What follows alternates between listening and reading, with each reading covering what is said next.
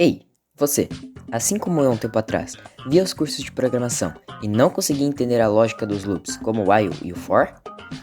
Eles só jogavam a sintaxe na sua tela e não te mostravam a lógica por trás. Se você já se sentiu perdido, este vídeo é para você. Hoje eu vou te mostrar como realmente entender os laços de repetição de uma vez por todas. Mas antes de continuar o vídeo, eu peço que vocês deixem seu like, se inscrevam aqui no canal para dar uma força para mim continuar postando vídeo aqui para vocês. Bom, normalmente eles mostram dois exemplos principais na maioria dos cursos. E geralmente o primeiro exemplo é assim: for int i igual a 0 e menor que 5 e mais print i. Esse aqui ele basicamente é um código para você imprimir os números de 1 a 5 em ordem crescente, usando o laço de repetição for. E o outro exemplo muito comum, que eu tenho quase certeza que vocês já viram, que é o de imprimir o clássico triângulo usando asteriscos. Então, aqui a gente tem um exemplo. Para int i igual a 0 e menor que 5 e e daí também o for int j igual a 0, j menor ou igual a i, j mais. Daí ele imprime os nossos asteriscos e deixa uma linha em branco. E normalmente eles te mostram e não explicam exatamente o que passa por trás deste código. Então, sem entender a lógica, você pode até copiar os códigos, mas nunca vai saber adaptá-los para resolver problemas reais. While. Pensa no while como uma pessoa insistente. Ela vai continuar te pedindo para fazer algo enquanto uma condição for verdadeira.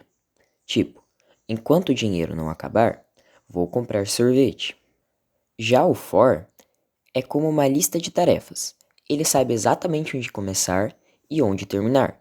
Ele vai passando para cada item sem repetir nem esquecer nada. Perfeito para trabalhar com vetores, listas e até strings. Então, aqui eu vou mostrar um exemplo de um algoritmo que usa while e for e explicar detalhadamente como funciona aqui para vocês. Então, vamos primeiro começar com o while.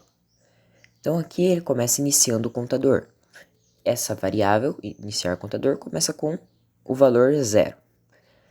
Enquanto o contador for menor que 10, ele vai imprimir o nosso contador. E toda vez que ele executar isso, o contador vai receber ele mais 1. O que isso significa? Então, vamos contextualizar. O contador começa com o valor 0. Então, 0 é menor que 10? É menor que 10. Então, ele vai imprimir o nosso contador com o valor 0. Daí, o contador, que é 0, recebe contador mais 1. 0 mais 1, 1. Então, o contador passa a valer 1. Então, vamos de novo. Então, vamos lá. Contador é menor que 10? 1 é menor que 10. Então, ele vai imprimir 1. E o contador, que é 1, recebe contador 1 mais 1. Ou seja, contador recebe o valor 2.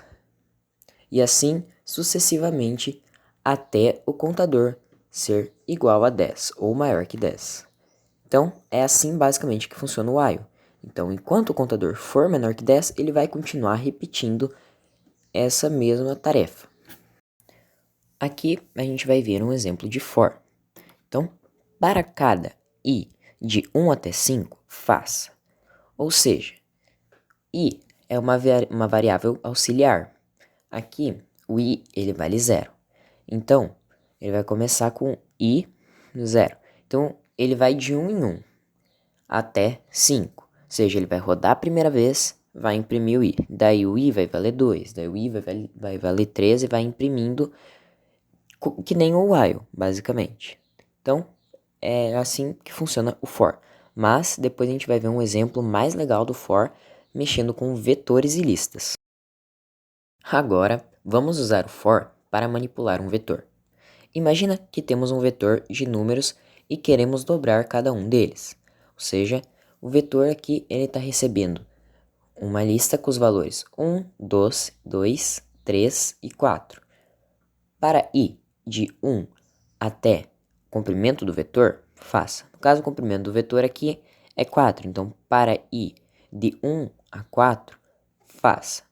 vetor i, ou seja, esse i é o equivalente a uma posição do nosso vetor.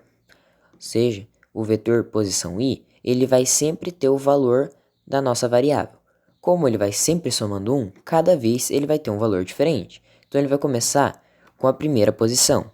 Então, a primeira posição do vetor i é 1. Recebe o vetor i também 1 vezes 2. Ou seja, a primeira posição do nosso vetor passa a valer 2. Então, ele vai para o próximo. Vetor i agora está valendo 2. Então, a posição 2 do nosso vetor é o 2. Então, o vetor i recebe 2 vezes 2, que é 4. Então, a segunda posição passa a valer 4. E assim por 3. Então, soma mais 1, i vale 3. Então, o vetor na posição 3 é 3. Então, 3 vezes 2, 6. E o 4 vezes 2, 8. Daí, ele para de executar o nosso laço de repetição, o for. E ele imprime o nosso vetor, que vai ter os valores 2, 4, 6 e 8. Então, basicamente, esse aqui foi o nosso vídeo. Espero que tenham gostado. Se tiverem alguma dúvida, podem deixar nos comentários, que eu prometo responder todos vocês. Então é isso, obrigado, tchau.